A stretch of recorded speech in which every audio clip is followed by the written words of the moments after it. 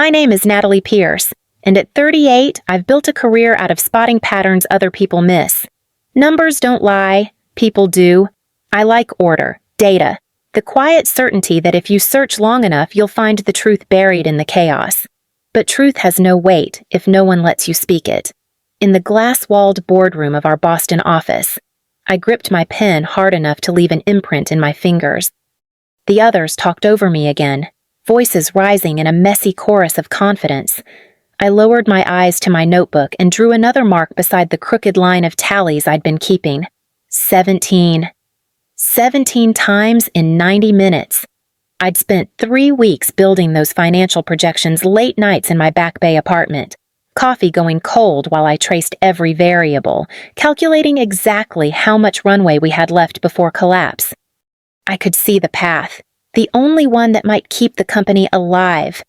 But the moment I tried to explain, Devin leaned forward, voice slick with certainty, and redirected the conversation. Wyatt chimed in with jargon. Ellis nodded along, and the room moved on as though I hadn't opened my mouth. When they spoke, no one interrupted. When I did, the oxygen vanished. I pressed my thumb against the paper, forcing myself to keep quiet. If I pushed back, I'd sound defensive. If I went silent, I'd vanish completely. There was no winning in this room. The $80 million investment round looming on the calendar ticked louder in my head than the wall clock. Without it, 67 people here would lose their jobs.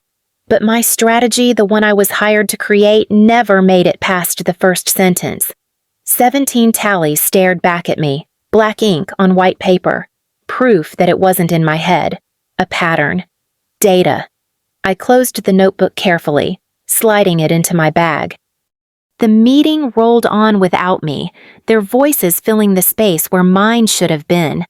I walked out into the Boston winter air with one thought settling hard in my chest. If they refused to hear me, I would have to find another way. 6 months earlier, I'd walked away from the kind of job most people would cling to. I had a secure position at a financial consultancy downtown, steady clients, and a salary that paid for the brownstone apartment I loved. But when Ellis Grant, CEO of a Boston startup called DataStream, reached out, he spoke to the part of me that still wanted to build something from the ground up. Your expertise is exactly what we need, he'd told me across a cafe table in Cambridge, his tie slightly askew, eyes burning with the kind of restless energy only founders carry. We've got the technology. What we don't have is the strategy to make it profitable. I want you to have real autonomy here. Impact. I believed him. DataStream's offices buzzed with energy. A team of engineers and designers barely into their 30s. Whiteboards crowded with equations and user flow diagrams. I was the outsider, older, quieter, arriving with polished slides and financial models. Yet, in those first weeks, people listened, they nodded, took notes, asked questions. I thought I'd finally found a place where my voice could shape the direction of something meaningful. The shift was subtle at first. During my second month, when I laid out a revenue diversification plan, Devin Marsh, the marketing director, interrupted halfway through and steered the conversation toward his ad campaigns.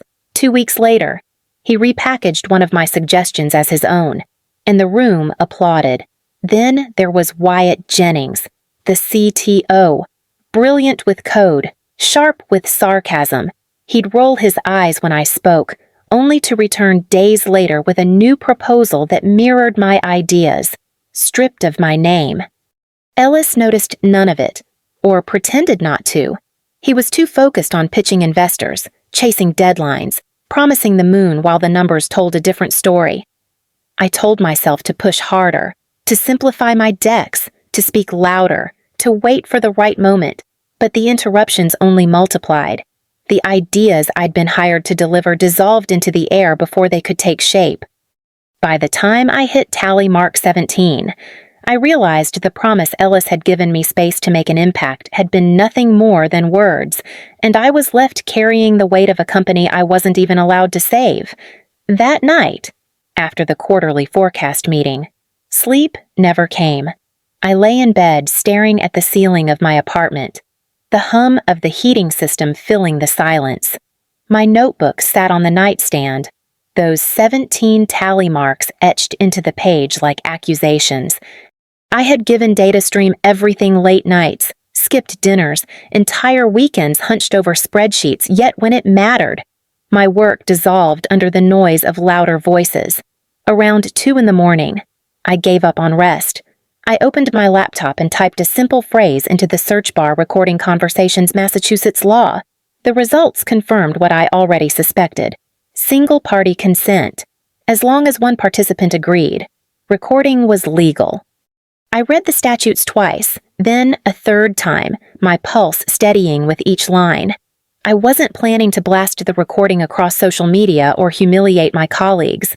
I needed evidence, something undeniable that would prove this pattern wasn't paranoia, wasn't exaggeration.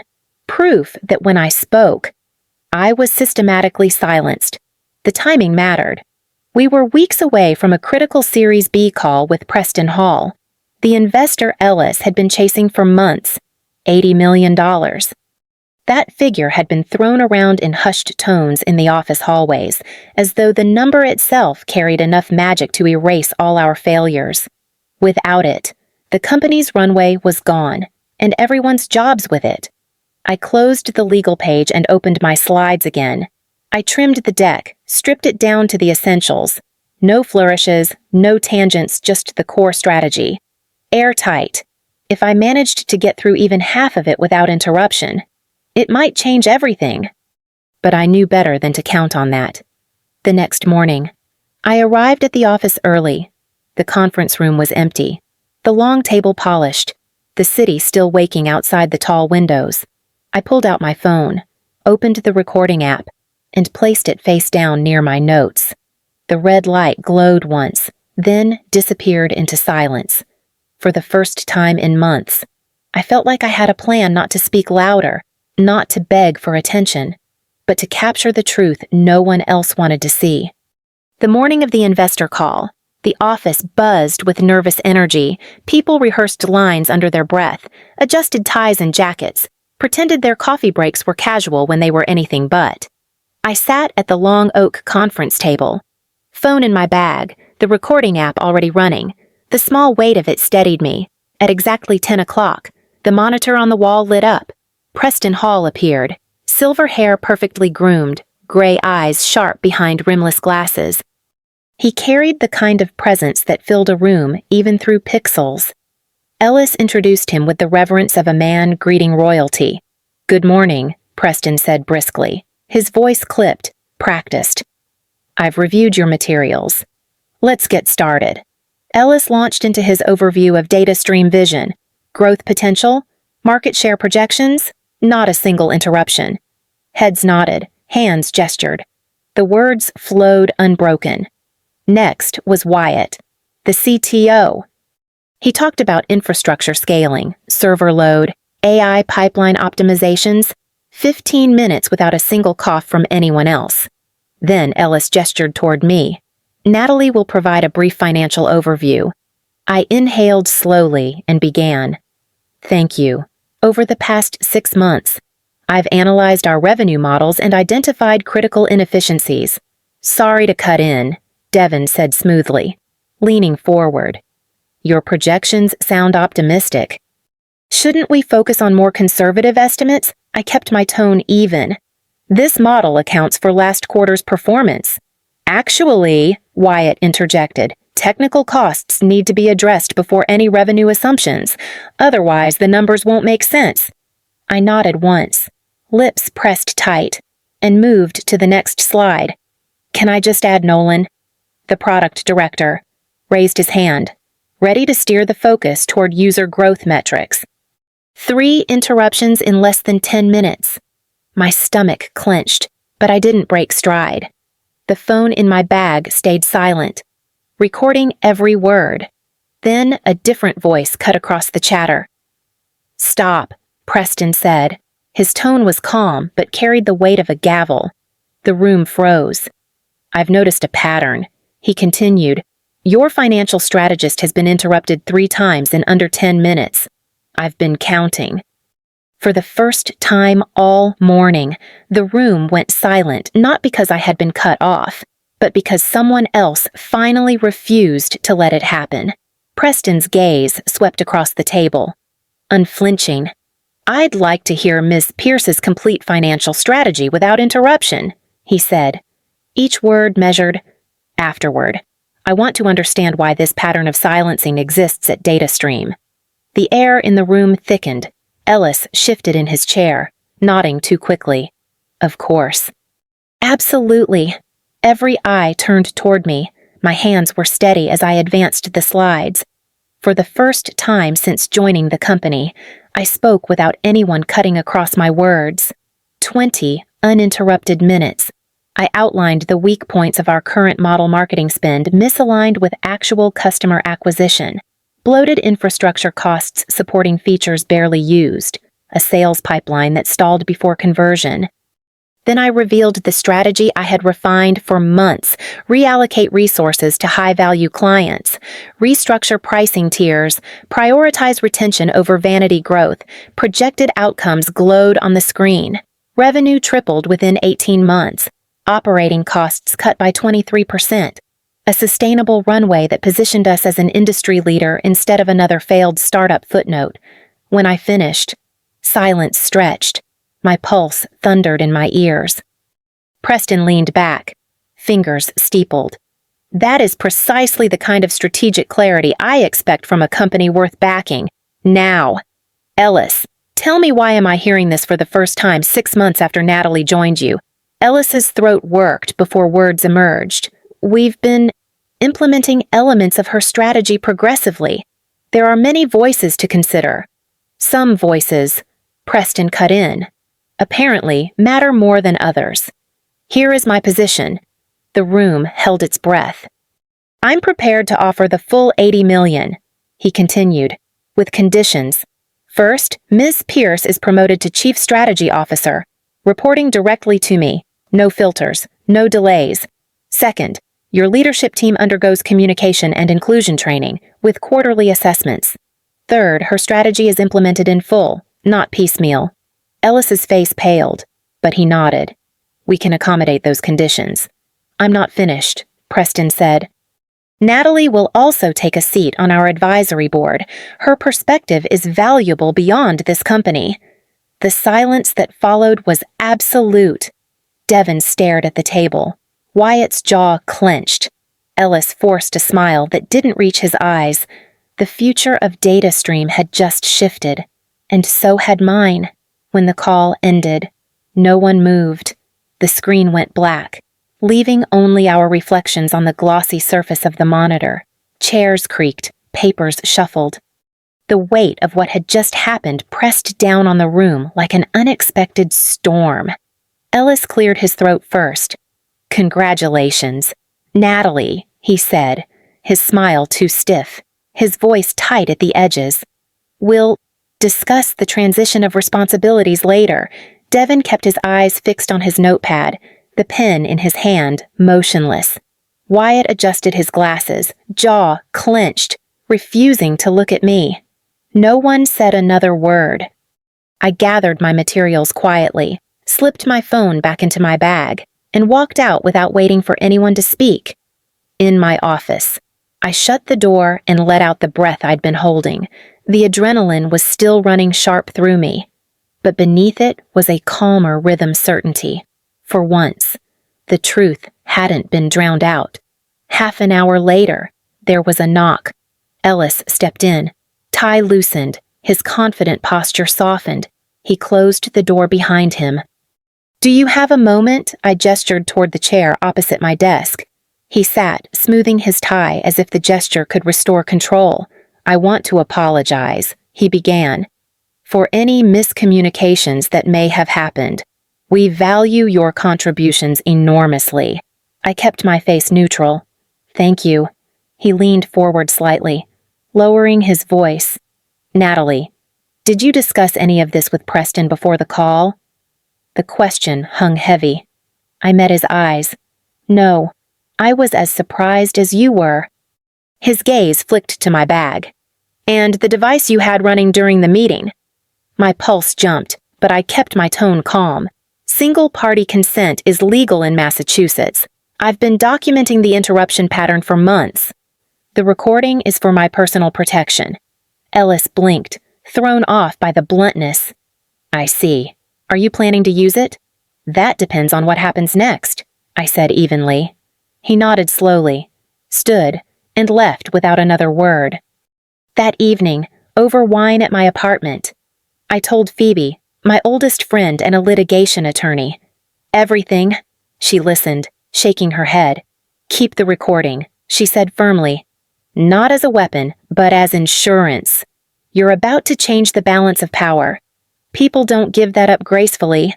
The following week, Ellis gathered the company for an all-hands announcement. He framed my promotion as a natural evolution, a sign of growth, nothing more.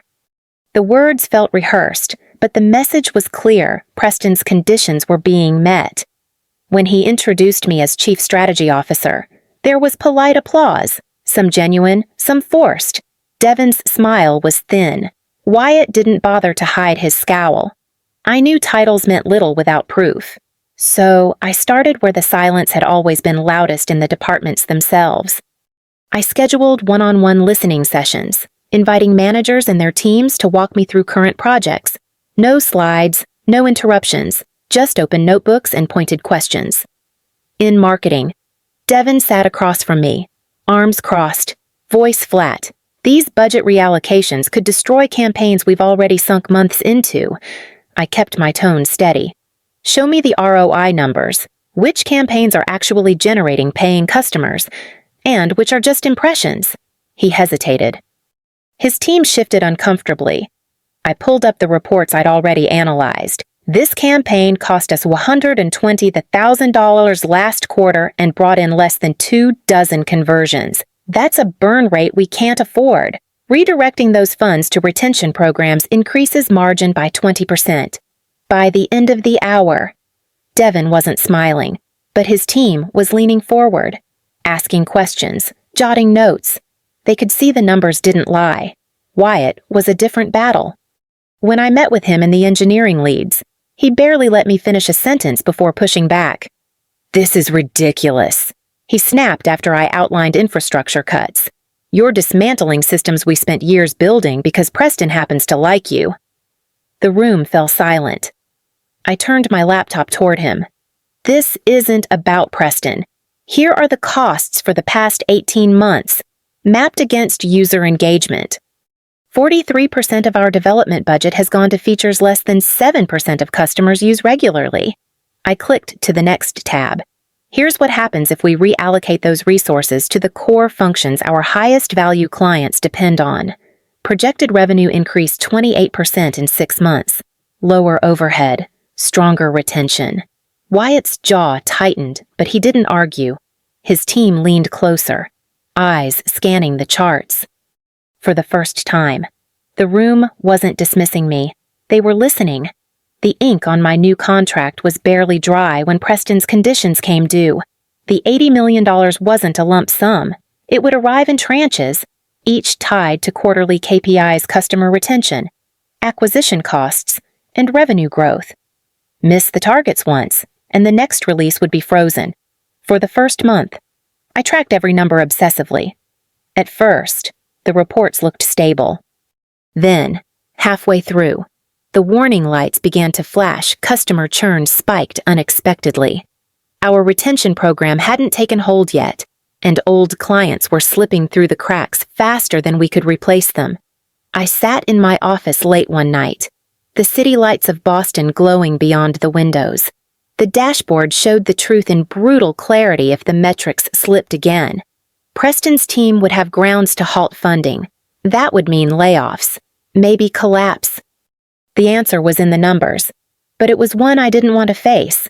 A beloved feature, the community dashboard, was eating nearly a quarter of our development resources while producing no measurable revenue. Employees were proud of it. Some had built their careers around perfecting its design. But the data was blunt. It had to go. The next morning, I gathered the leadership team. Devon frowned as soon as he saw the charts. Wyatt's face turned red before I even finished. "You can't kill the dashboard," he said, slamming a hand on the table. "It's what makes us unique." "No," I replied, keeping my tone level. "It's what makes us broke. We've spent $1.2 million on upkeep in the past year, and less than 5% of clients even log into it.